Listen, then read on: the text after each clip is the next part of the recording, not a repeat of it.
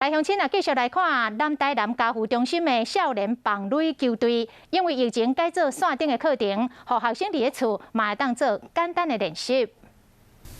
南台南教育中心本来逐礼拜六拢会带囡仔去学校学棒球甲垒球，因为疫情影响，即马先暂停。社工师烦恼讲，囡仔一个久无练习，也无想要运动，所以讲就规划线上的练习课程。那为了让孩子在那个体力上面，甚至在家里面有一些事情可以做，所以我们跟我们的教练团一起去讨论，就是。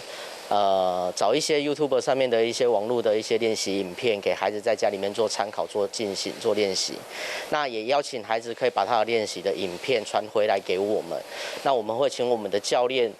针对孩子的影片，那里面有一些可能需要注意的地方，或是说他是需要做一些修正的部分，或是一些提醒。学生伫厝内拢会记录本身的练习过程，教练除了讲会给因宝贵的建议，同时嘛用调整的前后来做比对，让学生更加了解问题出伫倒位。用棒球也是垒球来做媒介，这毋但训练技术以外，背后其实是希望讲，让囡仔学到坚持、勇敢的精神。